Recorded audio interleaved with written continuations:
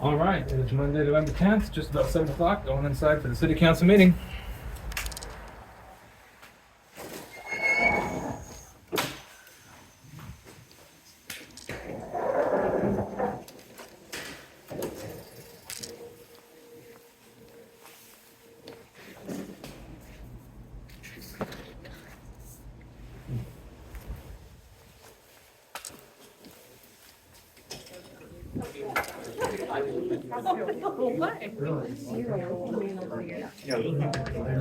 Howdy. Thanks for coming. Because I have a problem and I need to go. No, we're here. Even if it is usually just being but you can't. Not in.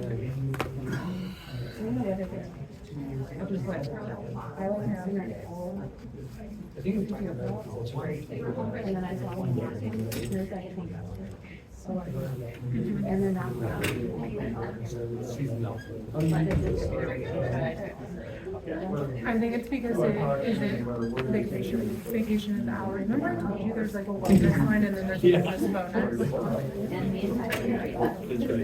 Yeah, I think that's good. I thought about it in the past 5 minutes since you texted. I think that's the problem because when Stephanie accidentally did my wellness, I was the first one who did it.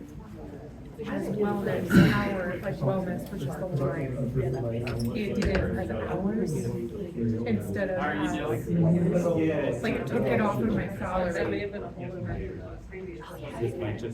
because then we used to be a very different wellness program.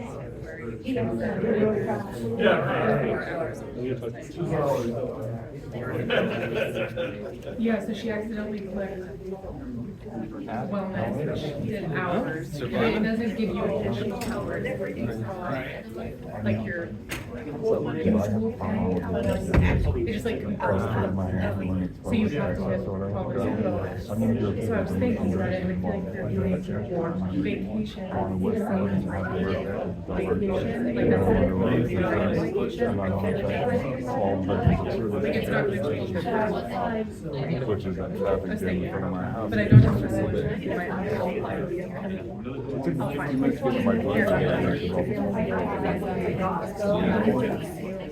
All the way up to your house on that. You've got the, You know where I you've got live. the blue light. Yeah. Yeah. Right That's there. like a quarter mile up. Yeah, and they're always lined up there. I was tempted to get off the people by about 40 minutes parking beside the city. But I ain't wasting no money. Yeah, they'll public comment. They've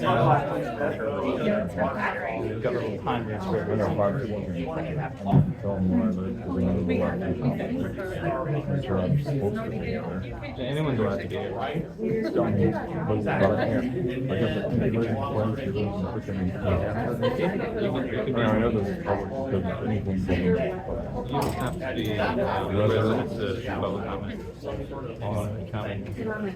That's all. I congratulate them. They ran and I need to congratulate them. So when I congratulate them, when they go, saying this, we got a new job. Congratulations. They're all. Okay, whatever. Because I waste my time voting, so guess what? This is what I get, so I'm gonna thank them for it.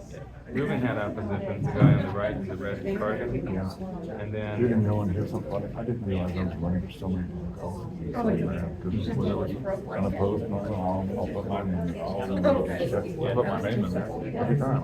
I had, I think it was like 6 different, Well, they're on sale. which is like, So like if it's but I was running. I was running, but I didn't, I was running. Because I put my name in there. 6 different single candidates. Yeah, running unopposed, yeah. So it's like, okay, no one's gonna oppose, and guess what? I'll put my name in there. I was looking for it on the screen. Can't talk about what they did. So today. Yeah, they don't publish. Yeah. No, I don't use like cut out coupons, but I do love it. Because Yeah, maybe in your ward. I know citywide it was about Look, I read the 24. local school at the bottom of the, I don't know, maybe I was reading it too early. Because you can get your total and his total, and it's like, so it's like, I don't think some random, get 15, I think it's 10, I get 5. Okay, we're going to call tonight's meeting order. If you please stand for the pledge, please.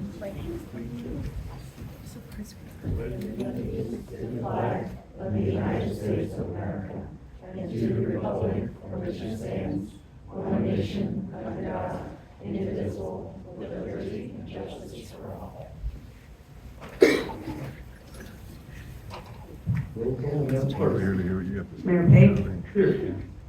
Councilmember Shabeta? Here. You got- Councilmember Cosmeyer? Here. You're practicing. Councilmember Hans? Here. No, the. Councilmember Caldwell? Running. Here. You're gonna talk about it coming back. Councilmember Leahy? Just make sure you're within your time limit. Councilmember Ryder? That's the big thing. Councilmember Silvers? Here. Councilmember Yodridge? Here. Thank you, Madam Clerk. Okay, next item up this evening is public items. Members of the public are encouraged to use this time to make comments about matters that do not appear on the agenda. Comments about items on the regular agenda will be taken as each item is considered. Please note individuals making public comments will be limited to 5 minutes. In accordance with governing body rules and procedures, the city reserves the right to refuse public comments that are personal, important, or slanderous. I had a blue sheet sign up. I see anyone wanting, does anyone want to come forward this evening? Okay, certainly you can make Billy. Please come forward and please give your name and address for the record. No. My name's James Zelka. My address is 5929 Madison Street. First thing, I would like to congratulate all of you guys for the election. Number 2, I want to wish all Marines or anybody that knows any Marines happy birthday. Number 3, I also, since we're not going to be in, anyway, I want to thank all veterans, no matter what branch, for your service for serving this country. And my complaint, where I live, there's a school right down the street from my house. And there's a traffic jam in front of my house every afternoon, and I'm sick and tired of it. And I need your guys' help to fix it, please. Thank you very much for your time. Thank you for thanking our veterans and for your comments. Okay, anyone else? Sir, please come forward. Give your name and address for the record, sir.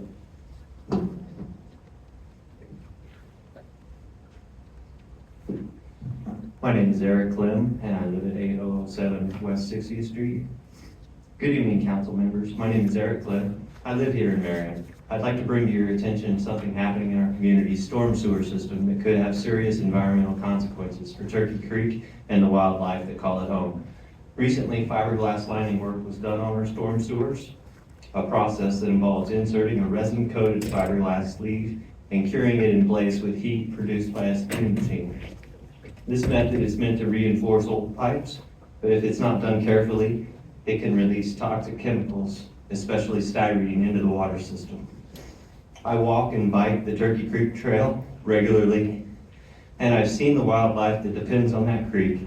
Flocks of mallard ducks, often 6 or 7 at a time, groundhogs, and a pair of beautiful blue herons. These birds and other animals rely on the creek's microorganisms and small aquatic life for food. When the sewer lining wasn't properly flushed or monitored, those same chemicals could have entered the creek, potentially harming not just the fish and insects, but the birds that feed on them. The city posts signs everywhere warning residents not to dump anything to the storm drains, and yet here it appears that fiberglass resin runoff entered the system without any environmental impact study or containment plan.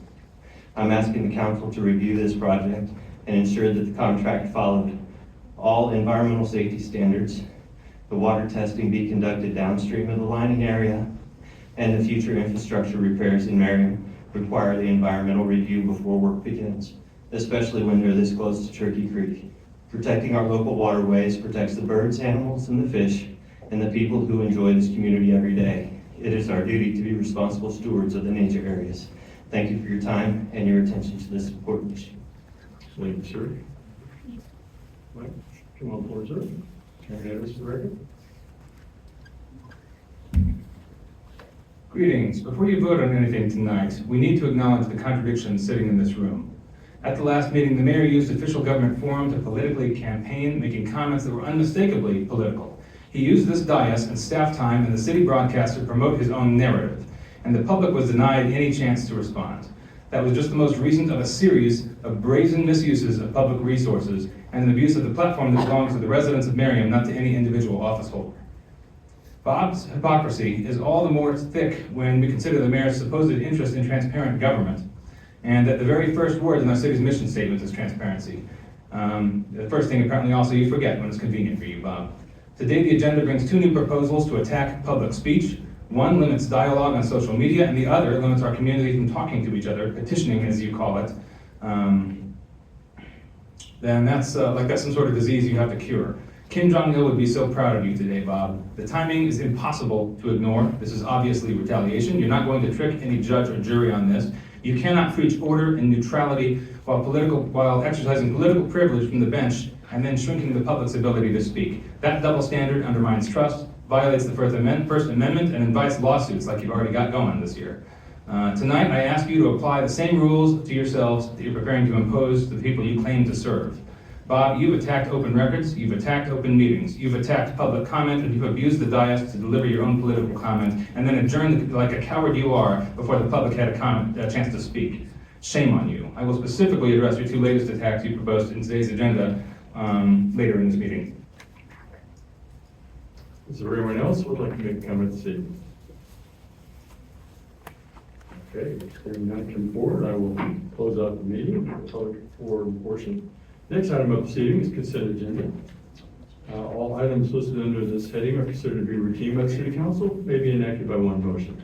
There will be no separate discussion of these items unless the council members so request, in which case that item will be removed from the consent agenda and considered separately. And we have several things on the agenda this evening. We have 5. Is there anyone that wishes to have any one of those items removed from the consent? I'm seeing none, so I would entertain a motion at this time. Mr. Silvers. Mr. Mayor, I'd like to move that the council approve consent agenda items numbers 1 through 5. Okay, we have a motion, second, Ms. Shutters. Mr. Mayor, second. Madam Clerk, we have a motion, second. Councilmember Shavetta. Aye. Councilmember Cosmeyer. Aye. Councilmember Hans. Aye.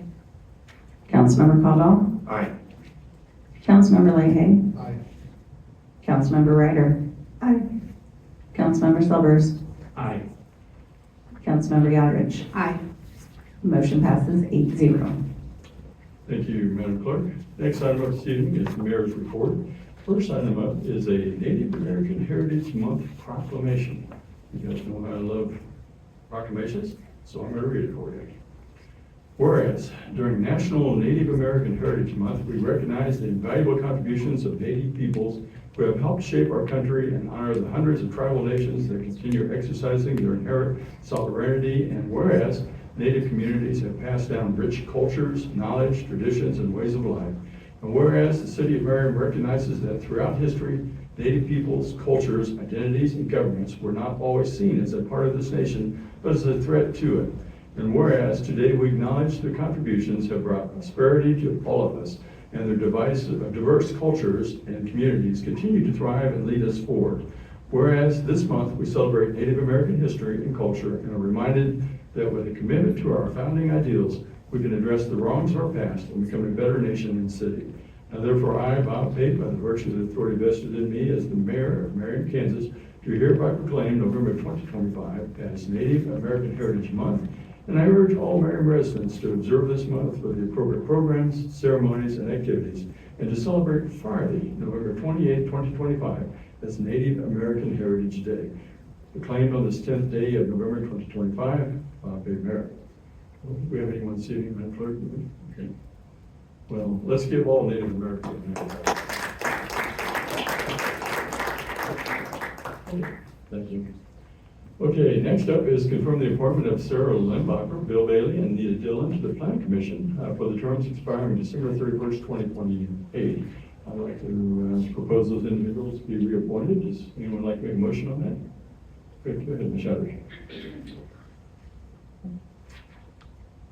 Okay, there it is. Mr. Mayor, I move that the council confirm the reappointment of Sarah Limbacher, Bill Bailey, and Nita Dillon to the Planning Commission for the terms expiring December 31st, 2028. Okay, we have a motion. We have a second. Go ahead, Mr. Cosmo. Mr. Mayor, I'd like to second. Okay, Madam Clerk, we have a motion, a second. Councilmember Cosmeyer. Aye. Councilmember Hans? Aye. Councilmember Caldwell? Aye. Councilmember Leahy? Aye. Councilmember Ryder? Aye. Councilmember Silvers? Aye. Councilmember Yodrich? Aye. Councilmember Shavetta? Aye. Motion passes 8-0. Thank you, Madam Clerk. Next item up on the mayor's report is confirm the reappointment of Sean McConnell and Bill Bailey to the Board of Zoning Appeals for the terms expiring December 1st, 2028. I would entertain a motion for that. Ms. Shepherd. Mr. Mayor, I move that the council confirm the reappointment of Sean McConnell and Bill Bailey to the Board of Zoning Appeals for the terms expiring December 31st, 2028. We have a motion. Do we have a second? Okay, go ahead. Spit it. Mr. Mayor, second. Thank you. We have a Madam Clerk, we have a motion second. Councilmember Hans? Aye. Councilmember Caldwell? Aye. Councilmember Leahy? Aye. Councilmember Ryder? Aye. Councilmember Silvers? Aye. Councilmember Yodrich? Aye. Councilmember Shavetta? Aye. Councilmember Goesmeyer? Aye. Motion passes 8-0. Thank you, Madam Clerk. Next item up this evening is confirm the reappointment of Nita Dillon and Bill Bailey to the Board of Structural Appeals for the terms expiring December 31st, 2028. I would entertain a motion. Go ahead, Ms. Schmidt. Mr. Mayor, I want to move that the council confirm the reappointment of Nita Dillon and Bill Bailey to the Board of Structural Appeals for the terms expiring December 31st, 2028. We have a motion. Do I have a second? Ms. Shepherd. Mr. Mayor, second. Madam Clerk, we have a motion second. Councilmember Caldwell? Aye. Councilmember Leahy? Aye. Councilmember Ryder? Aye. Councilmember Silvers? Aye. Councilmember Yodrich? Aye. Councilmember Shavetta? Aye. Councilmember Goesmeyer? Aye. Councilmember Hans? Aye. Motion passes 8-0. Thank you, Madam Clerk.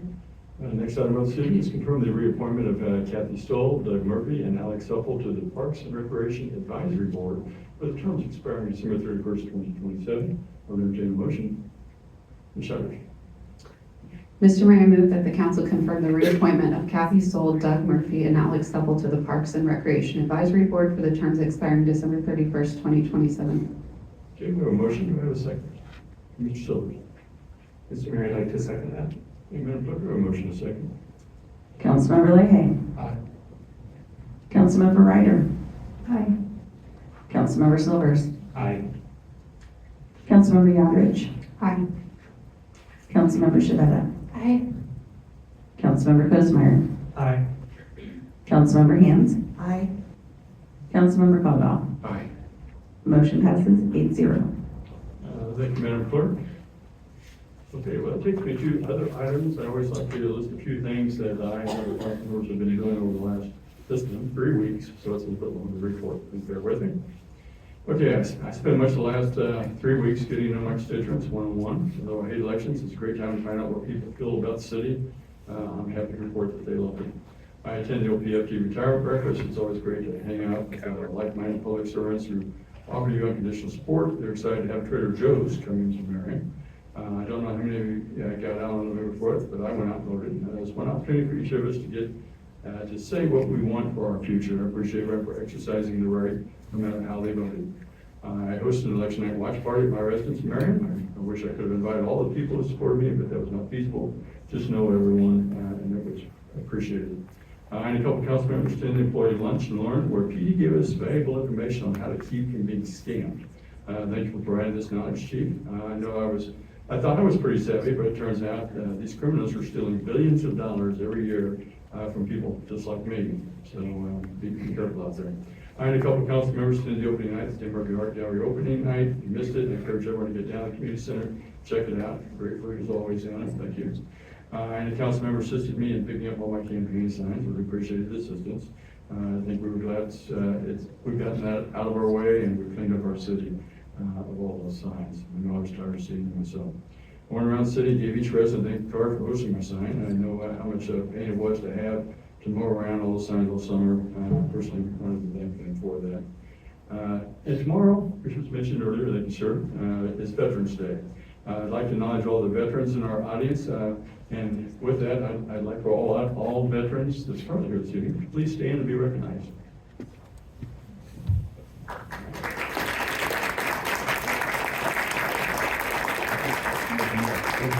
I'm sorry.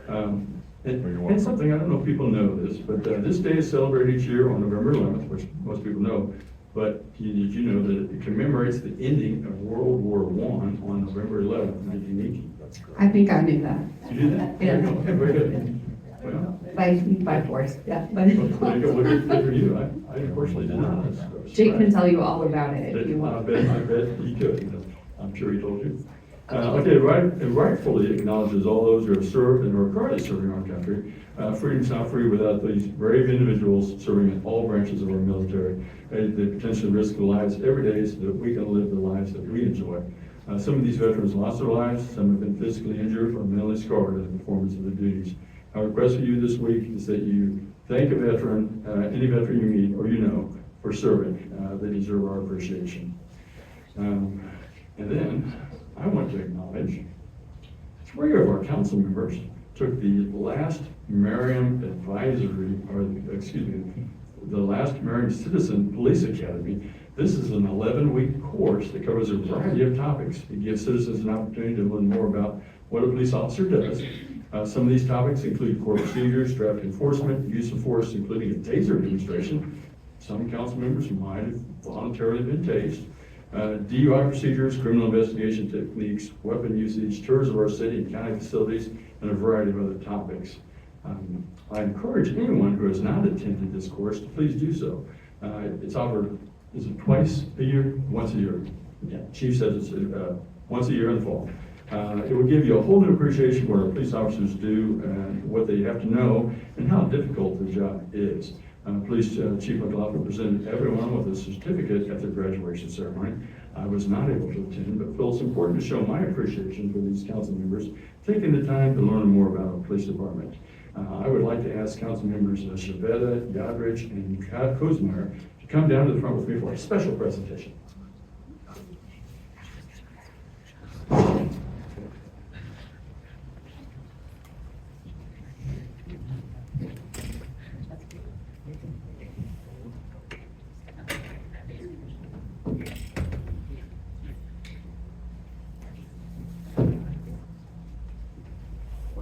So you guys all got certificates, but I know I wasn't there. So you have these special badges that I'd like to bestow upon you. Thank you. There you go. This, for those of you who can't see from out there at this point, it says Citizen Police Officer. No, I'm sorry. Now, Mayor. There you go. Thank you. Thank you. Okay, now just for the record, this does not make you a police officer. You can't carry a weapon, can't pull any cars over, and you can't make any arrests. But I did want to officially recognize you with these special badges. I'd like to get the chief up here if we could, and we will flank you guys if you. Chief on one end, and you on the other end.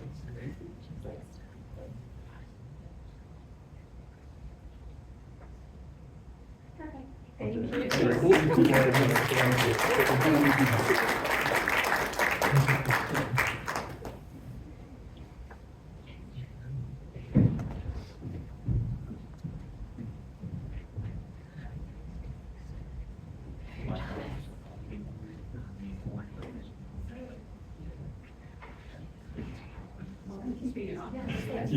it on you. Okay. It's always nice to have a little fun with this job, so, okay. And the last thing I have, I just have one more item and then we'll move on. But I would like to begin by thanking all of our fellow council members for running for re-election. Your dedication to serving our community for a second term is outstanding. Our citizens have recognized the great job that you've done and wanted you back. I congratulate all of you on your decisive wins. I'm proud to call you my friends and comrades on the governing body. I would also like to thank all of our community for bestowing the honor of selecting you as your mayor for another term. I'm honored by the outpouring of support that I received throughout the election campaign and at the polls. I believe this is a testament to how much people love our city and the direction that it's moving. My win was not about me. It was due to the outstanding job that our employees do every day to make Merriam what it is. My win was about the city council taking the city in the direction that our citizens want. The campaign is over, and now's the time for us to put the past behind us, roll up our sleeves and get back to work. I'm excited to be a part of Merriam's future. Just like our logo, it looks bright. So in closing, I want to thank our citizens, our staff for their outstanding work, and our city council for all that they do to make Merriam just right. Okay.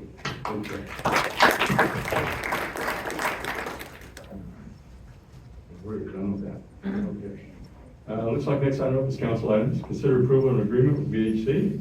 Like we have come forward. Good evening, Mayor and Council. The city's capital improvement program includes the West Vernon Place Improvements Project with design in 2026, 2025, and 2026, if approved tonight, and construction in 2027. So a little background on the subdivision. It was constructed in the 1960s with minimal stormwater infrastructure and no sidewalks.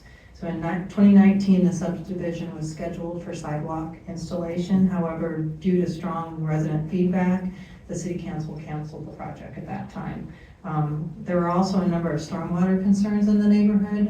If you've been there, you know that it's on the lower end. Sherwood Forest drains down to West Vernon, Shawnee drains towards it, and then there's a lot of houses where the stormwater runs through backyards. So due to this steep terrain, we had a lot of stormwater concerns. So in 2021, a stormwater management study was prepared. It identified 4 alternatives based on stormwater concerns: 2 address street flooding only, and 2 address street flooding plus private drainage concerns.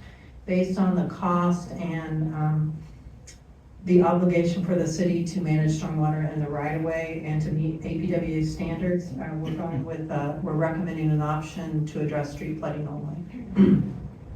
The project includes a 2-inch mill and overlay, replacement of curb and gutter and ADA ramps as necessary, stormwater improvements to address street flooding, a stormwater best management practice for water quality, and potentially sidewalks.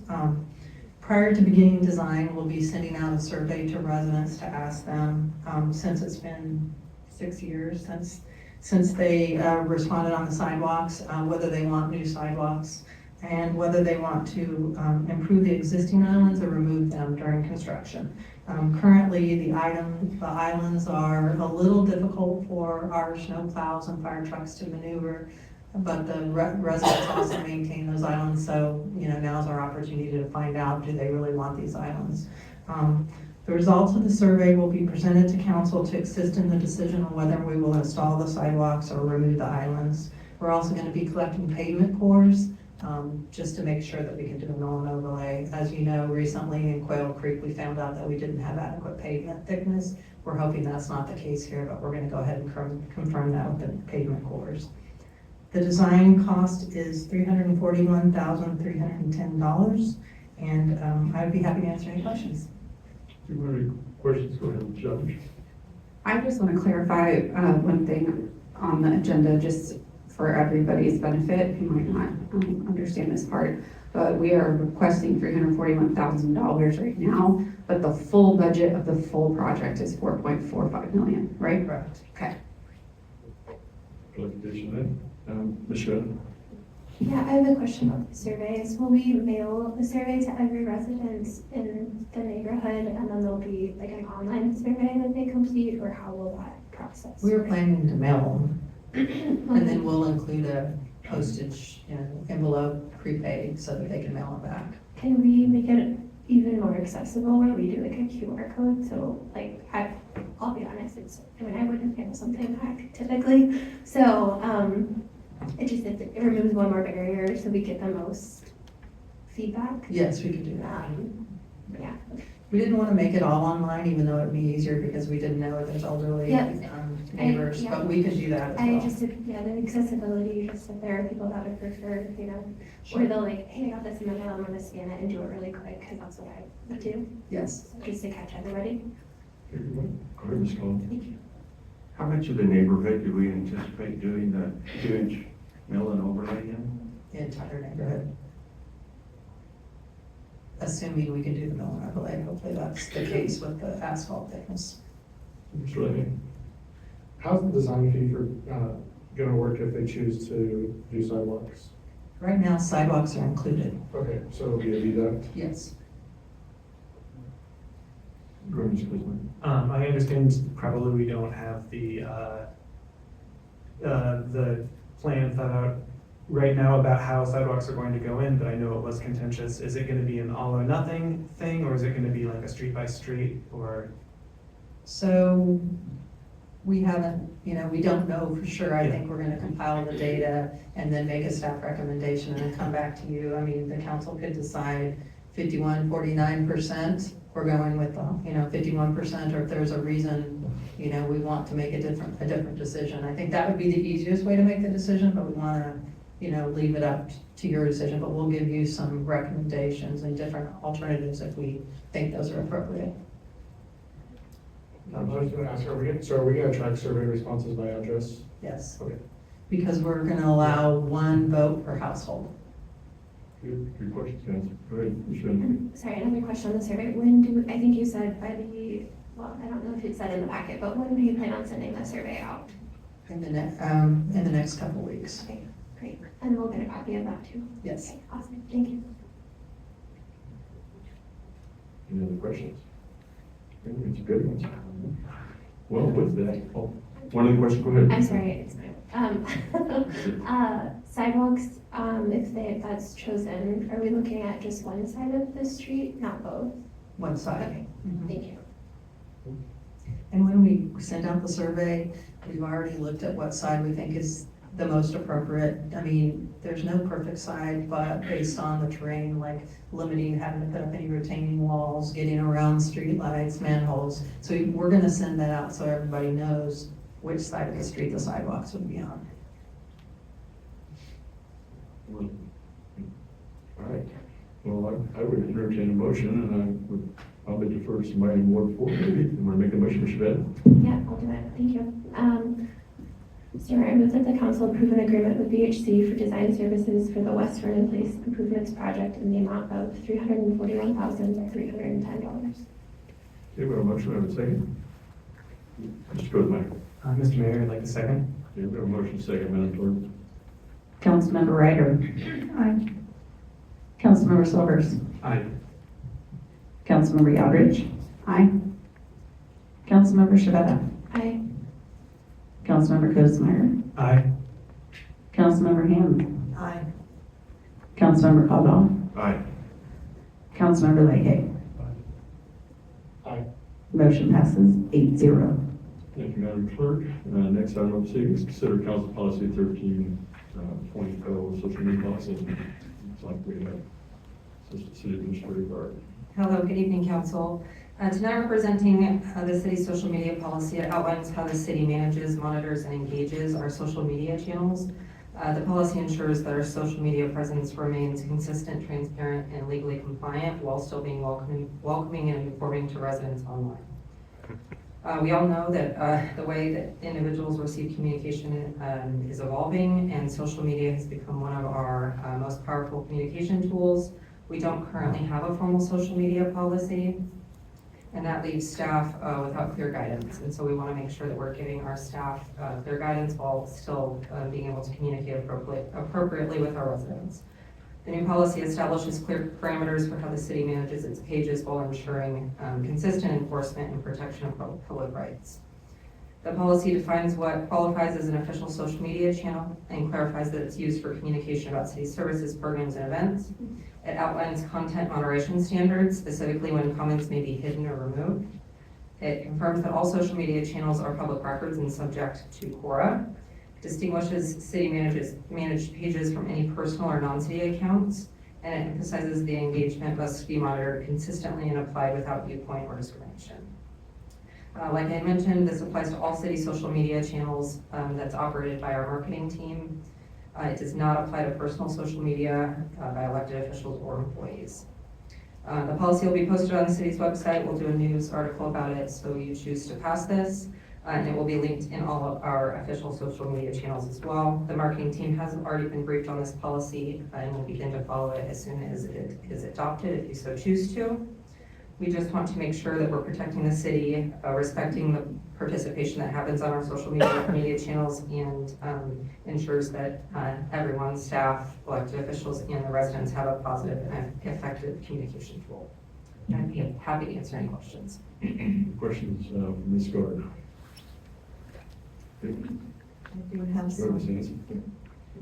So, are we modeling this? Did we see it from other entities, and if so, who? Yes, ma'am. I have actually implemented this policy in a different community, which was modeled after many of our other local Johnson County cities. And then, you didn't mention it, but I'm hopeful that it was reviewed by our city attorney. It was. Thank you. Other questions for Ms. Gardner? I see no other questions. All right.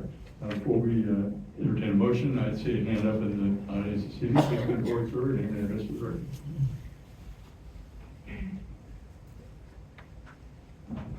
The proposed social media policy is unconstitutional on its face. You cannot declare a city-run Facebook page or other social media as a limited public forum and then delete political speech or comments you find inconvenient. Federal courts have repeatedly struck down these exact restrictions, including a couple examples, Davison versus Randall and Knight Institute versus Trump, where Trump deleted comments he didn't like, just like you're proposing to do, Bob. And Trump lost his case in federal court. Merriam will as well. The ACLU has warned cities across the country that banning political discussion or off-topic comments is, in fact, viewpoint discrimination, which is a First Amendment violation. This policy will no doubt cost taxpayers dearly in litigation. And here in Kansas, the state constitution, Bill of Rights, Section 11, goes even further to protect the right to freely speak, write, or publish on all subjects. Yet, Bob's policy, this policy, bans political viewpoints, criticism of officials, even undefined impertinent comments. That is not moderation, that is censorship dressed up in bureaucratic language.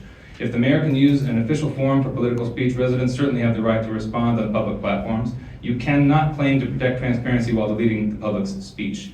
Reject this policy, for it declares war on the people of Merriam and Kansas and peaceful democracy itself. Okay.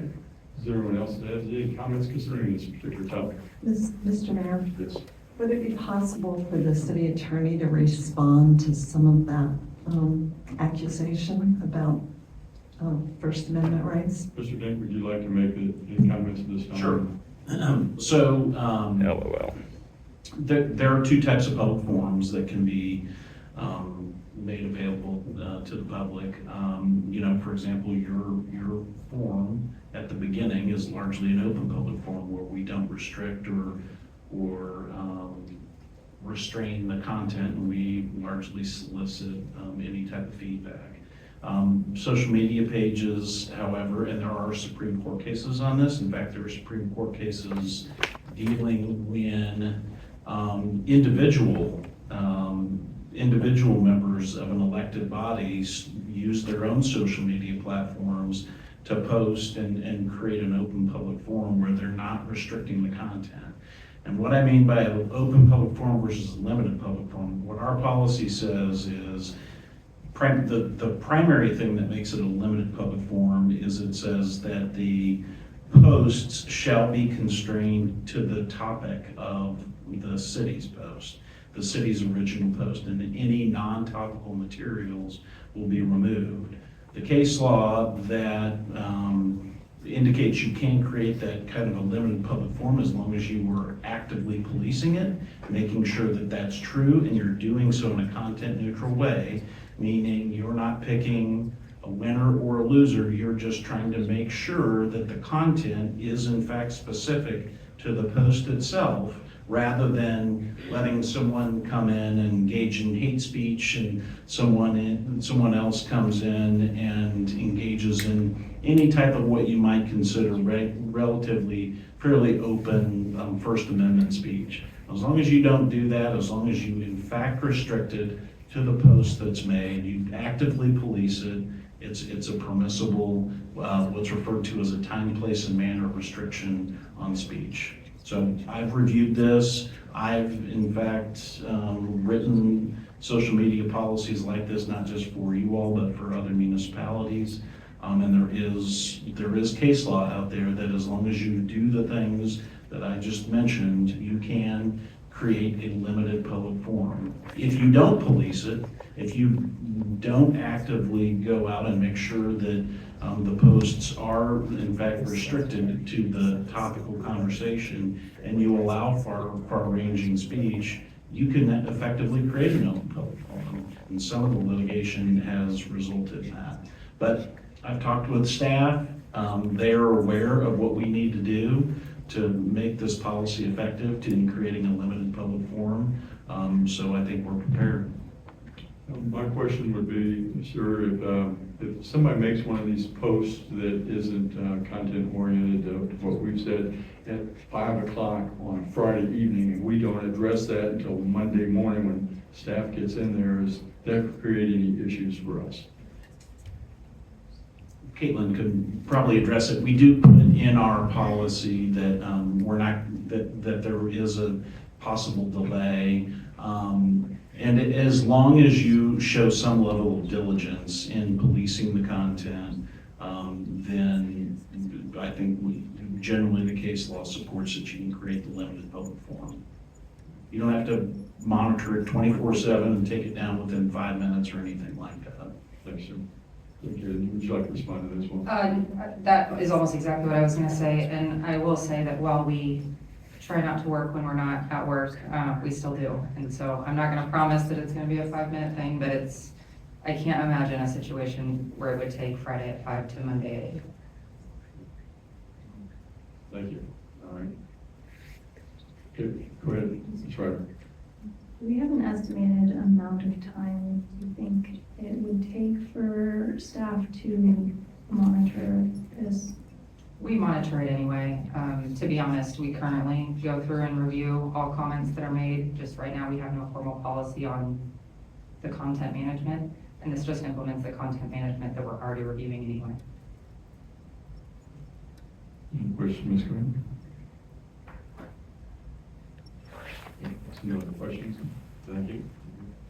I think you've already, I don't know how many minutes you've already had on this topic, sir. I have to refer to our city clerk, because he is 5 minutes up. Looks like there's 2 minutes and 4 seconds left. You've got 2 minutes and 4 seconds, sir. I'd be so delighted to hear how much time staff has spent policing Facebook comments. Enlighten us, Caitlin. We don't respond to comments at this point. Okay, well, actually, go ahead, Ms. Haynes. You ready for making a motion? Please do. Because I really think this is needed. I move that the council approve Council Policy 13.0, Social Media Policy, as presented. We have a motion, we have a second. Ms. Ryder. Mr. Mayor, second. Madam Clerk, we have a motion, a second. Councilmember Silvers. Aye. Councilmember Yodridge. Aye. Councilmember Shabeta. Aye. Councilmember Bozemeyer. Aye. Councilmember Hands. Aye. Councilmember Caldwell. Aye. Councilmember Leahy. Aye. Councilmember Ryder. Aye. Motion passes 8-0. Thank you, Madam Clerk. Next item up this evening is consider Council Policy 14.0, solicitation, petitioning, distribution of literature of municipal facilities. Second, Mr. Engel, come to the podium. Thank you, Mayor, Council. Next item is consider approval of Council Policy 14.0, policy on solicitation, petitioning, or distribution of literature at municipal facilities or structures. During a recent review of City Council policies, it was discovered the city has not established a policy for solicitation similar to social media policy. The policy is specifically to include petitioning, campaigning, and personal distribution of literature to city employees or visiting patrons in city buildings. As a best practice, a solicitation policy helps the city manage and control when, where, and how people or organizations can request money, sell goods, or promote causes in public spaces. Several reasons City Council may want to adopt a solicitation policy: the balancing of free speech rights, protecting city liability, fair use of public spaces, and reducing nuisance or harassment. The attached draft policy regulates solicitation, petitioning, and literature distribution in city facilities. Such activities are generally prohibited by this policy inside buildings or on city grounds, except within rented meeting rooms, within those rooms, not outside of them, or designated outdoor zones that do not impede traffic. Designated outdoor zones for solicitation will be made on a case-by-case basis by the city administrator or staff designee, depending on certain factors relating to the duration and size and location of the event. We may adjust those zones near polling places on election day to make sure that we're in compliance with electioneering laws. I've included a draft policy that's been approved by the city attorney. I've also included a sample policy that is by the Johnson County Library, primarily because it has been reviewed on several occasions, been enforced for almost 15 years, and we share space with them down at the community center. So this is actually the policy that is in place down at the community center, at least in the courtyard of the library. So happy to answer any questions about the attached policy. Questions, Mr. O'Brien, Ms. Lane? Or Mr. Silvers, go ahead. You actually brought up something that I looked at before this meeting, which was whether the Johnson County Library had a policy similar to this, and they do. How is our staff and people who visit the community center to know where the boundary is for the Johnson County Library and where the city's boundary is for dealing with people who might be soliciting on site, so they know who to talk to? I'm gonna look to my park director and ask her how she shares where that line is between those two pieces of property. Typically, what happens when someone is on site is the library forgoes to us if they're not sure where the line is at. So as kind of the owner operator, because we manage all the maintenance on site, it usually falls to us to decide where that line is at. But we know where it's at, the library knows where it's at, but they usually turn to us to make sure we're staying within the correct boundaries. Does that help? Yes, thank you. My question is, I think the background mentions city property and city buildings and city grounds. Would or could this also apply to city events that are not hosted at a city building or on city grounds? I don't believe so. This would only govern property that city staff or that we own and have control over. Do you know if other municipalities have adopted similar policies in regards to Johnson County libraries and things? I do not know the answer to that. I am sure that they have, because there were several that I started out looking at that I stole kind of like a conglomeration, but I couldn't tell you what cities they were. Because of the overlap with the library, we went, if you compare the two, they're very, very, very, very similar. We just went with the library, again, tried and true. We share workspace with them, public space with them, so we just deferred to the library. And it kept it to one page. But I could get you that information and see, because there's specific policies that are out there, or at least what cities there are. I know there are policies, I just don't remember what cities they are. I will say a lot of federal buildings also have similar policies, designated zones for this. Through some of my work, I've seen those maps and plans that have them all very clearly spelled out and outlined. Questions to this side? I've been looking to my right. Question, Mr. Engel? No questions over on this side? Well, seeing no other questions, I would entertain a motion for this. We have public comment. Oh, excuse me. Wait, hold on. We have a public comment, please come forward, sir. This time, please give your name and address for the record, so it's on your table. Thank you. You definitely know where I live. The proposed petitioning. Hold on, sir. I asked you to give your name and address for the record. And I have 2 minutes going. I'd like to use that on what I'm prepared to speak. You can sit down, or you can give your name and address for the record. You're going to deny my public comment? Give your name and address, and you can give your public comment. I don't start the timer until the name and address is stated, sir. So go ahead, and then I'll start the timer. Great. Under duress, Billy Crone, 6633 Wed Street. Thank you. Thanks. The proposed petitioning and literature distribution policy is an extreme overreach. It effectively bans citizens from talking to each other about civic issues in and around public buildings, and it restricts petitioning or handing out information to and staff-designated zones. The free speech zone in America, by the way, is all land within our borders. Courts have struck down similar restrictions in cases like McIntyre v. Ohio in 1995 and US v. Grace in 1983, because public buildings and their surrounding grounds are traditional spaces for civic engagement. Any limits must be narrow, content neutral, and allow ample alternative channels. This policy is not narrow, it is speech quarantine. Meanwhile, elected officials used an actual council meeting, a public forum, to deliver political commentary without public rebuttal. If the government can use its own facilities for political messaging, residents must have equal access to these same public spaces to speak, petition, organize, anything else as unconstitutional viewpoint discrimination. Kansas citizens do not need permission slips to engage in democracy, Bob. You have already cost the city tens of thousands in federal civil rights lawsuits earlier this year, and you clearly haven't learned your lesson. Don't roll your eyes at me, because you're charging headfirst into several more. This policy invites more litigation and erodes the public trust. Reject it, lest every one of you shit upon the constitutions you swore to uphold. Okay, well, with that comment, I entertain a motion. Mr. Mayor, I would love to make a motion. Okay, Ms. Haynes, please go ahead. I move that the council approve Council Policy 14.0, Policy on Solicitation, Petitioning, or Distribution of Literature at Municipal Facilities or Structures, as presented. Do we have a motion? Do we have a second? Second. Mr. Mayor, I second. Madam Clerk, we have a motion and a second. Councilmember Yodrich. Aye. Councilmember Shavetta. Aye. Councilmember Cosmeyer. Aye. Councilmember Hans. Aye. Councilmember Caldwell. Aye. Councilmember Leahy. Aye. Councilmember Ryder. Aye.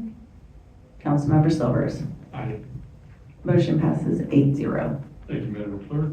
Next item up is staff and informational items. We have a November CIP update. From the podium. Good evening again. The November CIP update is in your packet, and I'd like to highlight a couple projects, and then I'm available for any questions you have.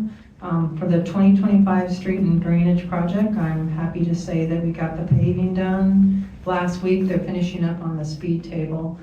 We were going to remove the speed table, but we had a lot of requests to leave it in, so we kind of moved it a little bit north of there, and they're working on the pavement markings now.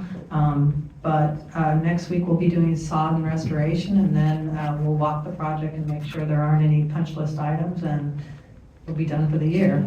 49th Street, we finished curb and driveways on the north side on the phase 2 east of Knox to Antioch.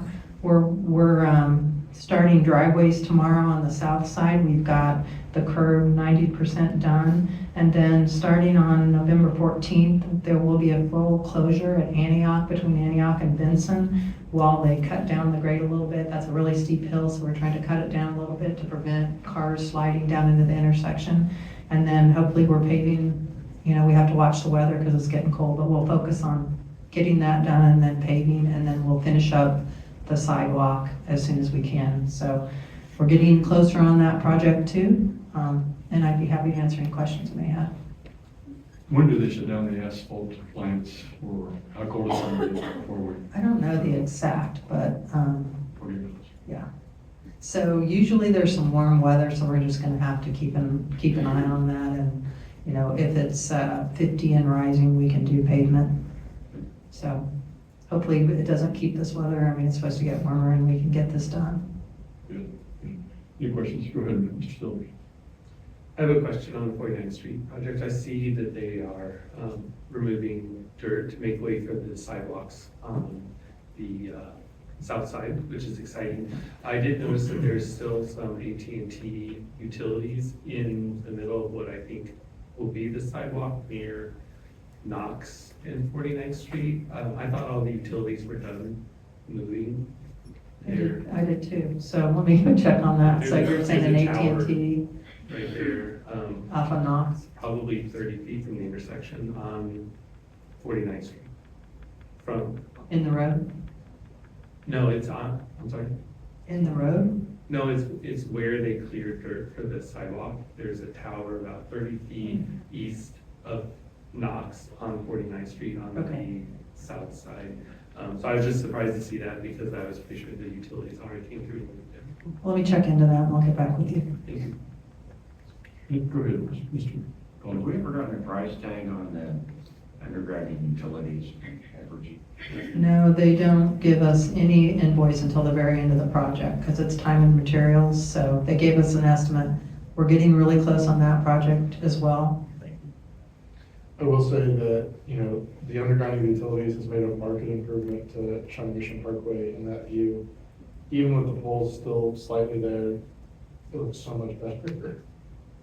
So a little update on that project is that this week, It's called MOP, but what they're doing is, when the businesses are shut down, they're doing the final connection so that they can get everything off the pole. Because they have everything underground, now they just gotta get it off the pole, so then we can come in and remove the poles. So we're hoping after December 1st that they'll come in and do that. And we're also installing sod or seed in our area, so we're getting close. Questions for the company? Okay, go ahead, Ms. Schmidt. I just have a question on the I-35 Shawnee Mission Parkway study. Do you think it'll be January before we see a presentation on that? So we're going to have a focus group meeting on December 8th. And then I wanted to have that presentation, but we don't have a meeting, the second meeting in December, so we're going to bring it back in January. The first meeting will have a presentation for that. Questions this one? Okay, no other questions? Thank you. All right, next item up is a downtown RFQ. Oh, wait, no, excuse me, single hauler update. Passed right by that. You're our single hauler updater. Here I am. Go ahead, Liz. I don't have much to update you on since the last time we spoke, but just to reiterate, highlights will be coming out soon, the winter spring version of highlights, and solid waste single hauler is the cover story for that. You should be getting those in your mailboxes before Thanksgiving. We did give the HOAs a deadline to tell us whether they're going to opt in or out of the contract. That deadline is the end of the year. As you recall, there are 4 HOAs that have consolidated contracts. We've heard back from 2 of them. We're still waiting to hear from 2 others. And at the last meeting, it was asked what the current GFL pickup schedule is. It's currently Thursdays and Fridays, but please be aware that probably will change once we go to a citywide contract. I'd be happy to answer any questions. Any question, Ms. Gardner? No, I switched over to GFL about a month ago, and it's been pretty seamless. Did you? Okay, Mr. Grossman. I also switched over to GFL. My only complaint is that the trash bin is a little bit bigger. But I just rearranged stuff in the trash. I'll pass it along. It's not too much bigger, but it's. You can ask for a 65/65 with the call. You cannot. Is that FYI? That is not true. I'll have to reach back out. Yeah. I asked when I called. Any other questions? Ms. Gardner? Good, thank you. Okay, now it looks like a request for qualifications downtown master plan. Mr. Merriam, come to the podium.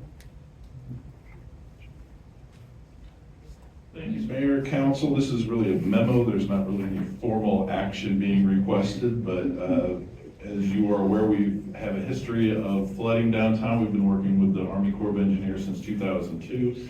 That has ramped up since 2021 when the infrastructure bill came out, and partial funding for that engineering study to be, or that feasibility study to be engineered into an actual plan came to be. So for the last several years, we've been working with the Corps on a solution to remove downtown Merriam from the floodplain. We will be tasked after the first of the year, when we receive 65% plans from the Corps, with deciding if we want to move forward with the Corps project.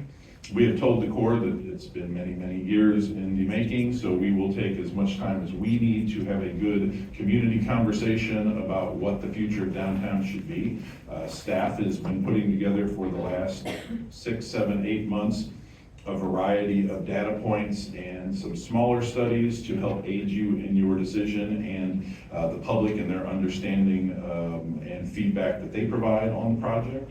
HNTB would be one of those options to go along with the Corps, just to call one by name.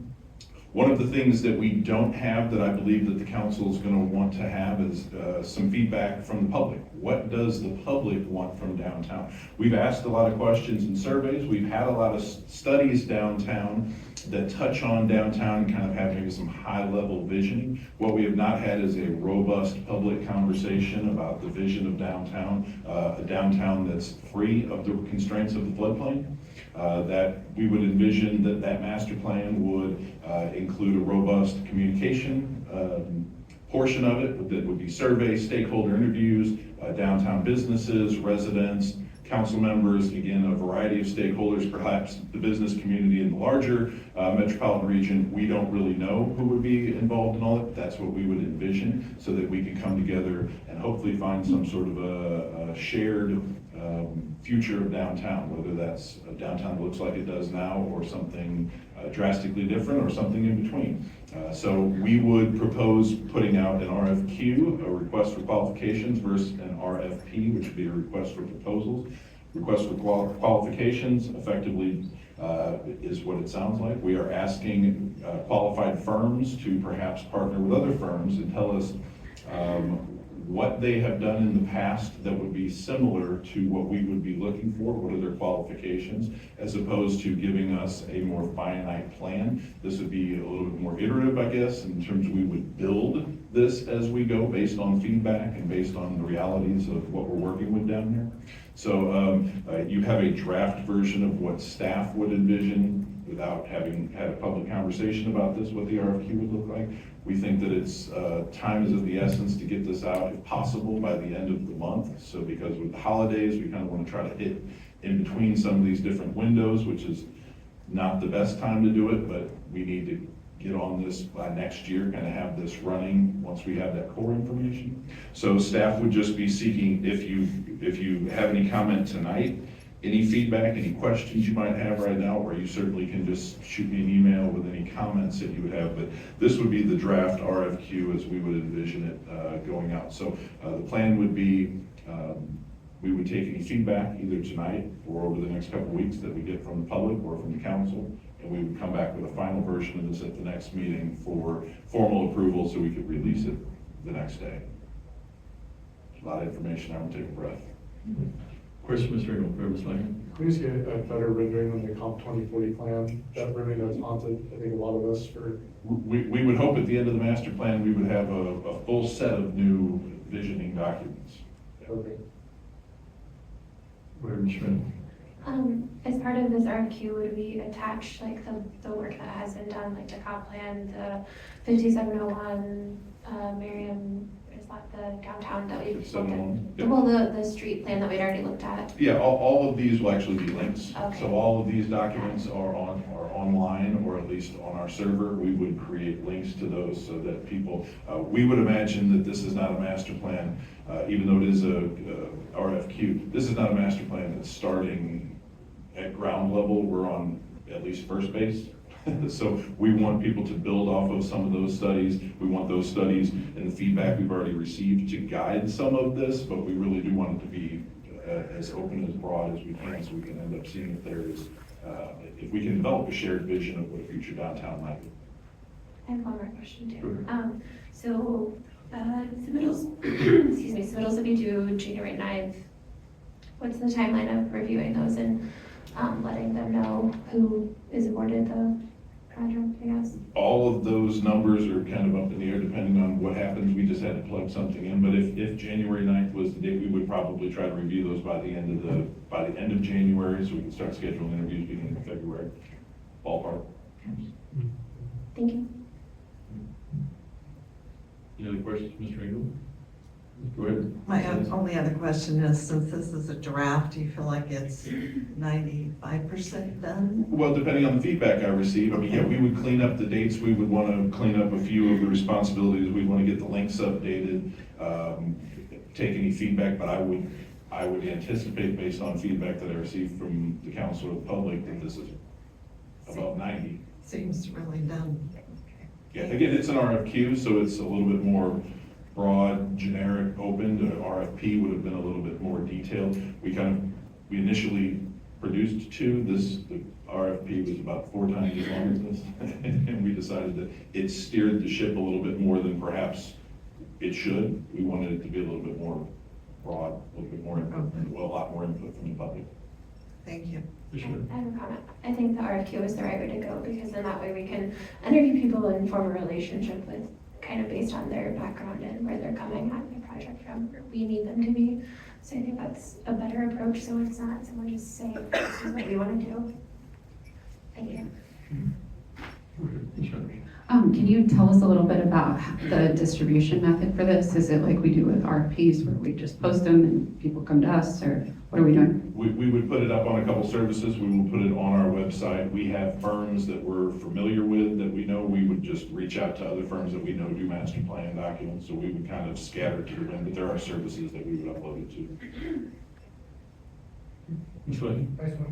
I just want to comment about the RFQ process, working in a field that does RFPs all the time. I think I like the idea of qualification based, because we won't know what we want. It gives us a better chance to find out what we want to receive in the process we're going to go through, rather than telling all of the applicants what we want out of it. There's a good chance to miss a great process or a great deliverable. Yeah, RFQ will probably, it's gonna take a little bit more work, take a little bit more time, but again, we've been pretty clear with the Corps that we've waited on them, they can wait on us. Again, this is whatever the decision is or is not that the council chooses to do with downtown floodplain mitigation will be impactful, so it's better to do it right. It's a once in a multiple generation opportunity. It is, yes, sir. Other questions, Mr. Engel, concerning this topic? I'm sorry, guys, I'm sorry. I think it'd be helpful if we know when we want to interview, to put that in the RFQ too, so they just have a heads up. Like, as someone that's responded to RFQs before, it's always helpful to make sure you have the staff that you would want available. Yeah, we have a tentative schedule. I We've figured, actually I created know a this is a schedule. draft. Just from my experience, I appreciate that, so thank you. Appreciate the feedback. Okay, anything else, Mr. Engel? Jake, I guess we're good, sir, thank you. All right, well, looks like next item's up are just informational items. We had Park and Recreation Advisory Board minutes and the Public Art Committee minutes were in our packets. Anybody have any questions for Director Slocum on that? Yeah, I see none, okay. Do we have any no executive session this evening, sir? No, sir. And any staff items you'd like, oh, excuse me. Oh, okay. Any staff items that you'd also like to bring to our attention, sir? I would just echo Mr. Zofka's comments. As a former Marine, today is the 250th birthday of the United States Marine Corps. And while I'm very appreciative of all veterans, I do tend to be Marine at heart. So, hoorah, happy birthday to the Marine Corps. Friday, will have our holiday sip and shop at the Merriam Community Center from 5 to 8. And then we will have Christmas in the Courtyard on Friday the 5th at 6:30. Plug for those two events. I'm pretty excited about the holiday sip and shop. That sounds at least something that my wife and I can agree on, at least All one Marines of those will things join on you. each side of the and. Yes. So, happy to answer any questions you may have. Any questions for Mr. Engel? Yeah, I see no questions for Mr. Engel. I would entertain a motion this evening then. Oh, no, excuse me, Mr. Silvers, please, go ahead. Thank you. I have two things real quick. I want to reiterate what Chris and our visitor said. I want to acknowledge all people in the military tomorrow for Veterans Day, especially my friends in Team RWB who graciously allowed me to join their group, even though I am not involved and I have no history with the military. But the other thing I wanted to share is I was approached last week by someone in the community center who wanted me to share with Director Humke and also Public Works how appreciative he was when he had a tree fall in front of his house, and the police department showed up and helped him move some items. He cut it up, and then before he got home from work, Public Works stopped by and had already removed those items. And he brought that up as one of the amazing aspects of living here in the city of Merriam, that he felt like the Public Works didn't necessarily have to come get those cut up, pieces of his tree, but they did anyway. Thanks for sharing. Please pass it on, Director Humke. Anything else? You may have anything else? Okay. Well, now I would entertain a motion. Okay. Ms. Hans? Mr. Mayor, I move we adjourn. Okay, we have a motion. Do we have a second? Ms. Shires? Mr. Mayor, second. Madam Clerk, we have a motion, a second. All in favor? Aye. Meeting's adjourned. It's a bigger city council. Right. I get it. Because now, they just show too many cars showing up at the same time. At certain times, I don't know how we're. I'd say once a year. 2 days ago, I was divided with 20 minutes. I think they take down the brain salt. I would be frustrated. Where it's like,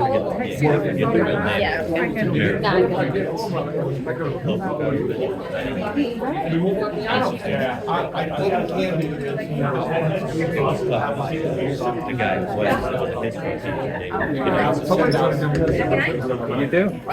The Constitution is lost on some. I think I'll distribute copies of it just to test a little no distributing literature thing.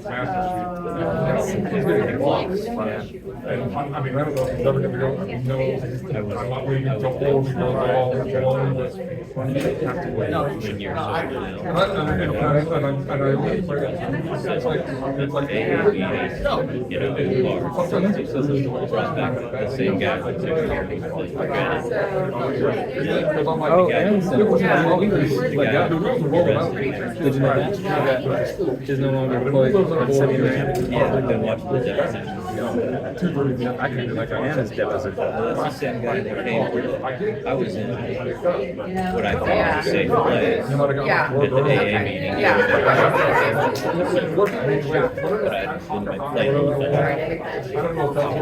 didn't know. Simmons there? Yeah. Brought me back to Johnny basically they left Merriam, came and got me in a different city, brought me back to Merriam. Wow. I thought it was sanctuary. I'm not sure our police go outside of my city to arrest them. I didn't, I eventually moved to Potawatomi for a week. Had to deal with getting my dog back and stuff like that. I didn't submit any requests for videos or anything. Congratulations on qualifying as the same guy. I had my uncle pass away from alcohol. It's been wonderful this week. So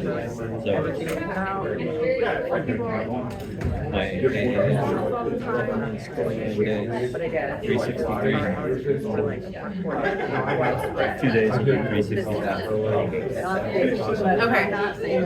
For sure. All right, no problem. Yeah. Take it easy. Okay.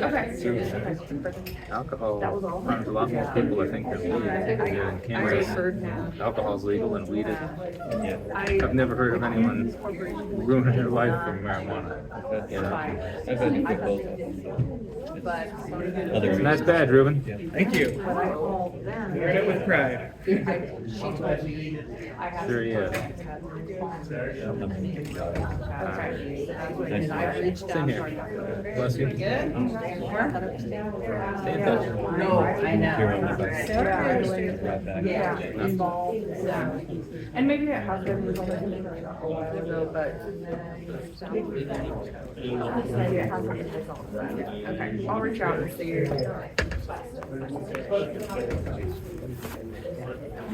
Thank you. That was all. Yeah, I appreciate it.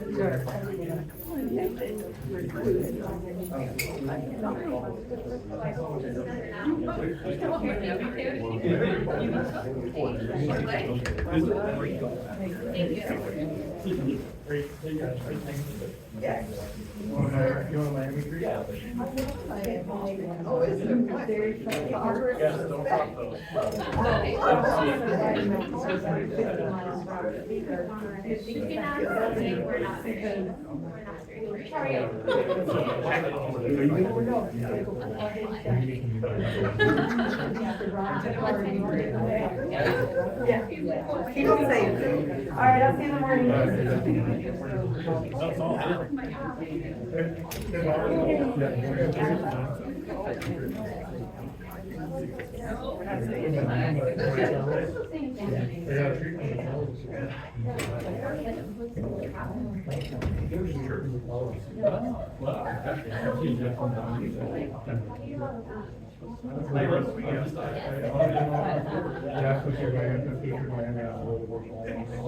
Hands up, there you go. That's right. So, taser, taser. No, that's not. So that's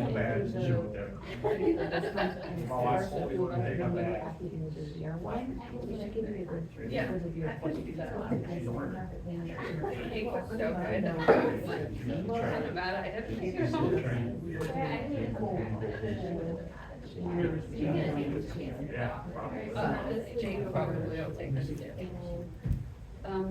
If you'd like a name and address, Bob, try Bob Pape, 8601 West 74th Street. How's that? Overland Park, Kansas. Billy, just for the record, it's got 4 more years here. You either give your name and address when we start out, or every time you come up there, or I will not let you speak. Okay. You can put that on the videotape that you want to do. I'm asking everybody to do that, not just you. Everybody ask, and I would say that every time. Okay. And you know Is there that. any legal basis to that? Yes, because that's what we do for the record. That's not what I said. Is there any legal basis to it? Walk away like a coward. Good for you, Bob. If you need another one, I'm here. Howdy, Chris. You're doing 24%. 27.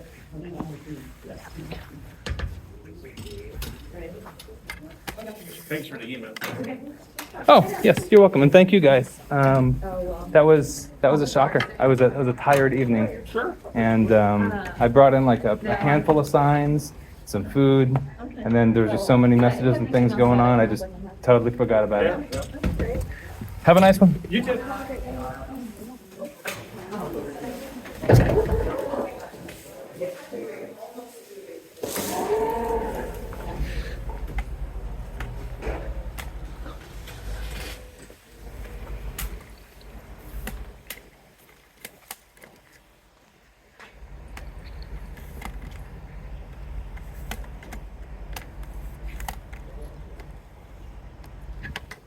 All right, well, there it was. Merriam City Council. Enjoy.